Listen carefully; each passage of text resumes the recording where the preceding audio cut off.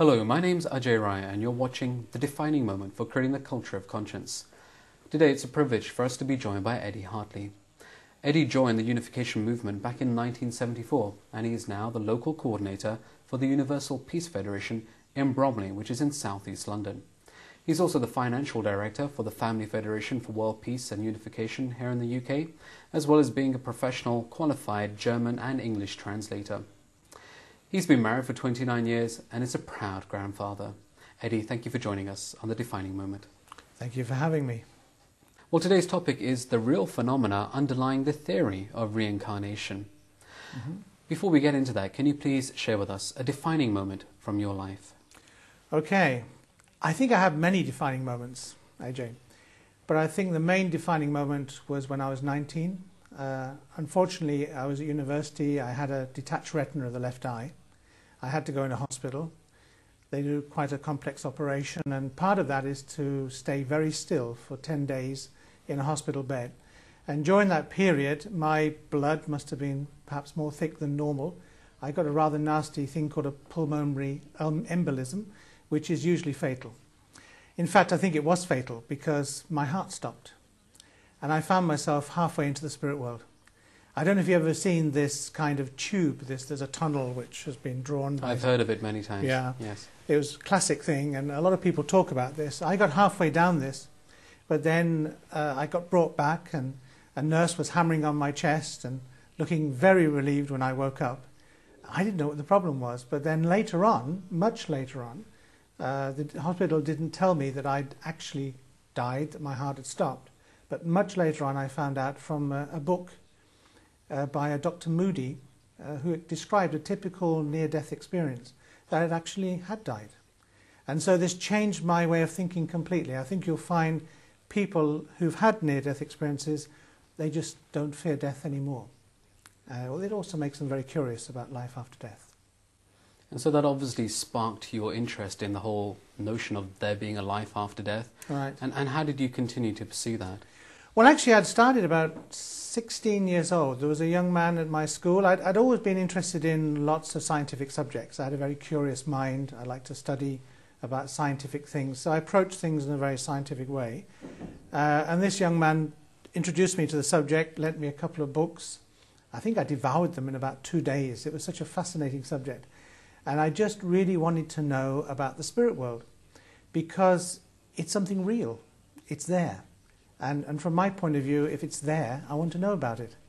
Particularly if I was going to go there in the future, obviously, when I died. It's like being posted to South America or something. You'd like to know about the country before you went there. So I studied about the spirit world in more that kind of sense of, I'm going to go there. I need to know what it's going to be like when I get there. So why not just study it here? And maybe that knowledge will be valuable in my life. So I studied a lot of these kind of things. I even did some seances, which I wouldn't necessarily recommend other people do. Can you explain just for those who don't really know what exactly happens in a seance? Well, there's different kinds of seances. Some people sit around a table, they hold hands, and then someone who is mediumistic speaks. I was using the Ouija board, which is very, very dangerous to do. I really don't recommend anybody to do it, but I was naive in those days. I didn't know that. We would receive spiritual messages, but always the temperature of the room would drop about 15 degrees centigrade when somebody came through. That's a sure sign that we're not really dealing with a very high spirit. So not to be recommended. But through that I learnt a lot of things. I understood a lot of things. It spurred me on to read more. It was more of a hobby though, because I was going to university. I started a job as a chemical engineer, that kind of thing. But I was receiving interesting revelations. It was just something that was coming to me that was saying, what you're doing is good, studying at university or working, but there's more that you should be using your life for. You should be doing other things, better things. So really that's what led me to the Unification Movement at the age of 26. And what happened next? Well, of course, I'd learnt a lot about the spirit world before then, and interestingly enough, I was a little bit skeptical about the teachings of the Unification Movement, what they would be. I didn't know them, But I thought to myself, well, if they don't talk about the spirit world, then I'm really not going to be very interested. And of course, I was quite shocked, because in the first 3/4 of an hour, we were talking about the spirit world in a way which really interested me. It amplified on my understanding, and I feel that what Reverend Moon has discovered through his journey through life has really improved my understanding a great deal. So it's an excellent teaching that he's given, but it also corresponded to what I knew before. And in this course of studying different books, one of course comes across various theories of what it's like in the spirit world. One hears about the possibility of reincarnation, but of course there's also evolutionary soul progression, which talks about staying in the spirit world forever, just living one time on earth and then developing further in the spirit world. And how does Reverend Moon's teaching fit into these concepts of reincarnation, or you mentioned evolutionary soul progression? Well, what Reverend Moon is teaching is that it's not necessary to reincarnate, because there is a very clear phenomenon called returning resurrection. I mean, basically what he's teaching, he amplifies a little bit more the general understanding of living in a physical body, and he says that we need life elements from our experiences, the things that we're doing, and these life elements going into our spirit can make our spirit grow or help our spirit to grow. Of course, when we're talking about spiritual growth, we're talking about growth of the heart, but also of the intellect and so on. So he's saying that these life elements can be obtained by spirits in the spirit world without having to reincarnate as such, because in fact this was never in God's original purpose. This is his teaching. And that by returning resurrection, people can join together, they can cooperate with from the spirit world with people on earth of a similar interest, similar challenges in life. Perhaps they have to learn to love people they didn't love before, Arabs or black people or something, that they had some prejudice. They can help someone on earth to overcome that prejudice, and they themselves will acquire that ability to also grow spiritually. They'll get the life elements from working with them. But you mentioned this was not originally meant to be. This is somehow a kind of a plan B. So what would have been the original path of a human being living a life in the earthly world and then going to the spirit world? What would that have been, according to Reverend Moon's teaching? There are a lot of different religious paths that talk about a fall of man. Not all of them do, but many, surprisingly many, talk about some kind of event that took place right at the very beginning of human history that took man away from God in some way. And what Father Moon is teaching is that it was a very clear fall of man, and this frustrated God's original ideal. And that actually God's original ideal was, imagine a world where there is no evil, where there is no spiritual pollution. Maybe we can talk about spiritual pollution later on, earthbound spirits and things like that, where it's a pure environment, where people just grow up in a very natural way, in a very pure way. Then in that kind of situation, Father Moon is saying that they actually perfect themselves while still on earth. Maybe they'd live 80 years, 100 years. That would be plenty of time to learn the four great realms of heart he talks about: the heart of the child, the heart of the brother and sister, the heart of the husband and wife, the heart of the grandparent, particularly the heart of the parent, of loving unconditionally. That's a very important aspect. This is coming close to God's nature by loving in this way. So his teaching is that in the original ideal of God, we should really not have needed even returning resurrection. We just perfect ourselves while on earth and then go into the spirit world and continue to develop.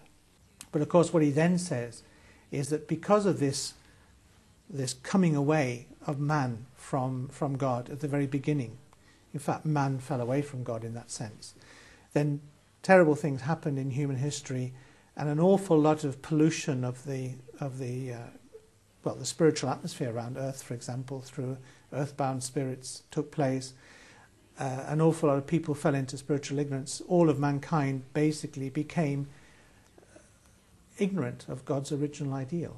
So in that context, what's actually wrong, let's say, for the sake of having the debate, what's actually wrong with reincarnation? We return and we try again, and we get it somehow right in the end. I mean, if I was thinking about an intelligent God creating his children or creating his creations, and he wants to help them to mature quickly, to have all the joys that life can offer. I would often think of Jesus' words, "I come to give you life more abundantly." What did he mean by that? He meant that you can become perfect like your Heavenly Father is perfect, those kind of sayings. But you'll find similar sayings in all the world religions. Then if you think of God being that kind of God, then it seems a little unusual that, or strange, that he would create a system whereby people come back into their, having died, gone to the spirit world shortly, they come back into another body and they don't know what their previous life was. So they have no idea about what they have to improve, what mistakes they made in previous life or lives, perhaps thousands of them. They've no real idea about, they're not carrying knowledge over from a previous experience. So this is one difficulty with reincarnation. It's a kind of starting from scratch situation all the time. Another thing is, we said earlier that one purpose for incarnation at all was to make an individual who could become a holy person, ultimately becoming like God, so that we reflect externally God's characteristics that he has in himself, herself, because Father Moon also teaches that God is a male and female God. It's like, we call him actually the vertical triparents, like man and woman together. Someone who is incarnating many times and taking on different personalities, and in fact, according to the theory of incarnation, even taking on different genders, will become very confused about who they are. So it's actually one point that reincarnationists have to explain.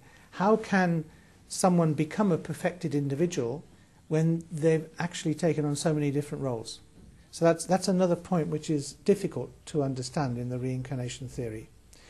Another one is my studies, and anybody who's studying about the spirit world, reading many of the books, many of the revelations that have come through over the last 100 years, who still come through, they will know that the spirit world has many different levels in it. Now, for example, some religions think there's just a heaven and a hell. But in fact, there are thousands of different gradations in the spirit world, depending on people's state of heart, their attitude towards things, whether their minds are opened or closed, that kind of thing. So when people travel to the spirit world, they find many, many different levels, and each of these levels is teeming with spirits. There's thousands, millions of them. According to the theory of reincarnation, you'd expect all those levels really to be empty, because all these people are coming back and they're reincarnating and they're struggling to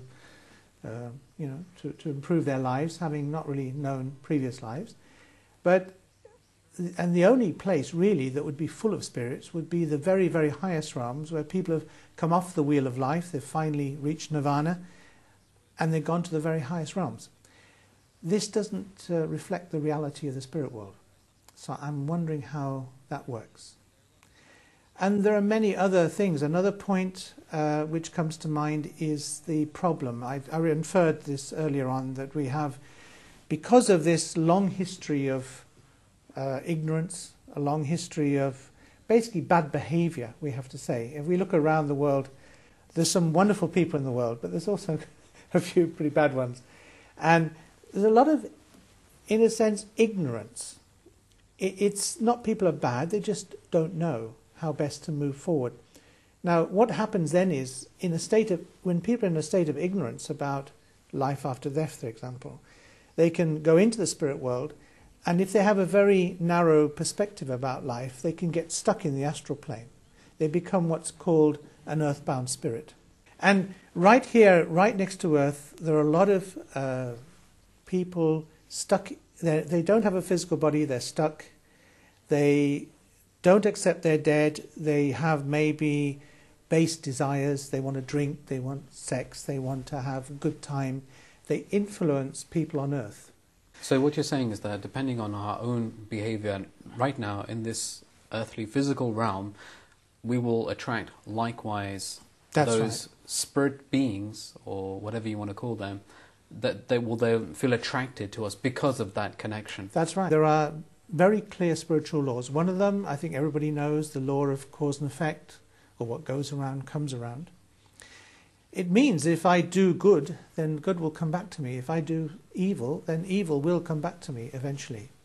And the other one, which we've just referred to here, is the law of attraction. So like attracts like. So what I'm really saying here is that in the theory of reincarnation, people are saying we have to come back to the physical world to continue our growth, our spiritual growth. But this is, in a sense, the worst possible place to come back to. Because we have the purpose, the whole purpose of our existence is to be incarnated, and according to the theory of evolutionary soul progression, just once. And then we can go into the spirit world, and then we can go up through the spirit world as we progress. It takes a lot of effort. We have to work on ourselves, but we can do it. But does that mean that I can just live my life any way I want? Because anyway, when I get to the spirit world, I can fix all the things that are somehow wrong with me eventually, after however many years. So I can just do what I like right now. I'm afraid not, Ajay. That's not a good idea. I'll tell you why. And Father Moon put this very, very clearly. He said that it's 1,000 times more difficult to grow in the spirit world than it is in the physical world. So the way that God ordained it, or this is my belief anyway, this is the teaching of the unification movement, is that the physical world is the golden opportunity, our 60, 80, 100 years we have, to really maximize our efforts to make ourselves a good person, to work on ourselves, to grow our hearts, to grow our intellect, our wisdom, and so on and so forth. He explained about returning resurrection. Yes, that's an option, of course. In fact, it's necessary to get rid of some of our problems, to grow spiritually, but it's so much slower than doing it here. So my advice to anyone listening to this program is, please, please use your life well while you're on earth right now, because this is your one and only opportunity to grow as quickly as you can here on earth. So when we compare an infinite or an eternal spirit world, and even our life, even with the advent of modern medicine, life is nevertheless short. Indeed. It's up to us to expand our heart, or expand our capacity Yes. to be a loving being. Indeed. So that we are all the more prepared Right. to live a healthy Yes. and a fulfilling life in that next world. That's right.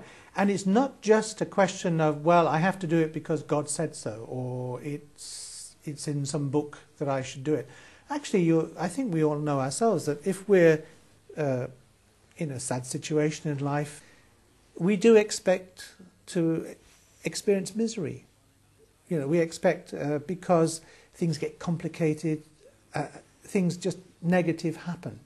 So going the way of spiritual growth and going the way of seeking a higher way of thinking and a higher way of living is actually the way to joy and happiness, which is what we all want. So it's not just because I have to, it's because really in the end I want to. But the key point also, which I feel Father Moon puts so really very well, is that we're not there to grow spiritually just for my happiness. But by growing spiritually, by going the way of the ideal way, if you like, of spiritual development, the opportunity we have on earth to grow, we also become useful to our family. We become a better husband or a better wife or a better brother or sister. There's a happier situation there in our family. We can help our society. We become a better citizen. And even we can become a world figure. We can support. I mean, when we think of people like Martin Luther King, and we think of Mother Teresa, such wonderful people, what effect their inner heart, the fact that they developed themselves to this point, what effect they had on other people. They inspired millions. So we can actually be of a great asset to mankind. We have that opportunity. And if there is indeed this life after life in the spirit world, then you can continue to be an asset. Indeed. Or a hindrance. Indeed. You can be a good role model in the spirit world as well as in the physical world. So we should seek to improve or develop our heart, but also another thing which I came up with or read about recently, which really resonated in my mind, and I think Father Moon would absolutely agree with this, we should truly develop a positive attitude towards life, positive thinking. This is also an extremely powerful tool to move us forward. So if we have a positive attitude, if we expect the best, we tend to get the best. And this is another spiritual law. This is, if you like, spiritual law 3. So combining this positive attitude with a desire to be useful to mankind, to be useful to my children, to be useful to my society and so on, and even to be useful, as you say, in the spirit world, along with all these other things, I think that's a very healthy lifestyle. What are the commonalities between these schools of thought when it comes to spirituality, returning resurrection, evolutionary soul progression, or of course reincarnation itself? We're spiritual beings. We live in the physical world. We incarnate in order to learn, to take on life's lessons, to suffer, which is often a very character-forming thing. There's nothing wrong with suffering as long as it's done in the right way. And as a wise man once said, it's not suffering which is the thing, it's how you react to it, how you behave and how you learn from those suffering experiences. So we both believe in those two camps both believing that. We believe that eventually we will die and go into the spirit world, and really, you know, that there is a spiritual world, that kind of thing. So there are many commonalities. It's only really when we get to the spirit world bit that the two camps part. And then the one says, you've got to come back to earth, and the other one says, it's not at all necessary to do that. And through the mechanism of returning resurrection, we can actually get all the benefits that we would have, one would have, if one were to reincarnate. And I was very interested to read the other day in a book I'd very much recommend that people read about guardian angels. And actually this book was explaining that guardian angels aren't really angels as such. There are angels, but guardian angels are people.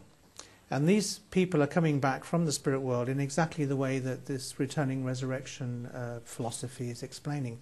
That people need to come back sometime to improve themselves, to grow their heart, to overcome various kinds of prejudices or something that they could manage to do in their lifetime. And they do this by coming back as a guardian angel, as you might call it, or coming back as a person, and they work with a person of a similar character on earth. They guide that person to act in a way which will overcome those kind of situations. And as they help the person to overcome something, to have good experiences which they can grow through, they also grow themselves. So this is the very essence of this returning resurrection theory, which Father Moon has very correctly taught, and does fit nicely with this guardian angel theory. Is there not perhaps the let's say the potential danger that rather than a returning resurrection spirit being assisting a human being on the earth, actually dominating, in other words, this spiritual possession that we sometimes hear about? This does happen, of course, but I think mainly it happens where the person who's receiving the spirit is a little bit of a weak-willed person. There are such people. So they have some difficulties. Now, I don't know the exact mechanics, of course, because I haven't been to the spirit world yet myself. I only got halfway there. But I believe the returning resurrection is something which is guided by elders and senior people in the spirit world. So certainly those who are coming back have to work according to certain principles. Maybe there's a certain monitoring process going on there. But it's certain that rogue spirits, ones that really aren't principled in the broadest sense of the word, can attack weak people and can dominate them, yes. But this is a very different phenomenon to normal, healthy, returning resurrection. We shouldn't confuse the two, really. Okay, and as you mentioned earlier, we have a life in which it's actually up to us, but we can look at life and say, well, life is short, and I either look at that in terms of, okay, it's the only chance I've got, or, well, actually, I'm going to just live it the best way I can and do all those things that I want to do for me. Now, in that kind of, let's say, that latter way of thinking, if we reach the spirit world and we still actually have the free will to decide for ourselves, well, no matter what it is, I just want to do what I want to do. Where does that leave an individual who actually doesn't perhaps want to see what in fact is the reality? Well, it's interesting you talk about free will. Free will is, in fact, of course, a two-edged sword. Free will is a wonderful thing because, again, going back to the teachings of Father Moon, and which fit teachings from previous teachers as well. He explains that we have free will, therefore we come voluntarily to become the ideal people that we should become. That we're not robots, we're not God pushing buttons and therefore, this happens and it's inevitable and therefore a person becomes perfect. This is a ridiculous idea, because perfection is one of complete freedom. And of course the delight for God is that he sees his creations, or perhaps we could even call them his children, becoming like him through their own volition. But, and that is the positive side of free will, but of course the negative side is that it is perfectly possible for someone to waste their life on earth, go to the spirit world, where they're immediately confronted with spiritual laws which do guide them.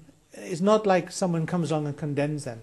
They condemn themselves. They see their own faults. They're put into a situation where they become very clear, or they're clearly advised about their condition, but it is still in their hands as to whether they do something about it. And unfortunately there are perhaps millions of spiritual people, spirit men, spiritual beings, who have decided, I still don't want to do anything about this. So they hang around the astral plane, or they hang around the lower realms of the spirit world, because they simply haven't got it. They haven't realized the importance of growing spiritually, and also maybe they don't have the idea in their head of being useful citizens, or being able to help the world in a general way, or stopping suffering for their relatives, or that sort of thing. So free will is a two-edged sword. What we need to do really is to use our free will in a wise way. It's a gift from God. It's something that we can decide to be a positive person. We can decide to use our life well. We can decide to be a broad-minded person. Even though I have certain beliefs as a unificationist, I'm totally open to other beliefs. I'd like to hear what everybody says, because it's important to understand human beings. If we can all become like that, then using our free will to decide to become those kind of, have those kind of attributes, then I think our growth is quicker, and the world will become an awful lot nicer place to live in. Eddie Hartley, thank you for joining us on The Defining Moment. It was a pleasure. You've been watching The Defining Moment for Creating the Culture of Conscience. If you'd like to find out more, we're on the web at www.definingmoment.eu. Thank you for watching, and we wish you all the best.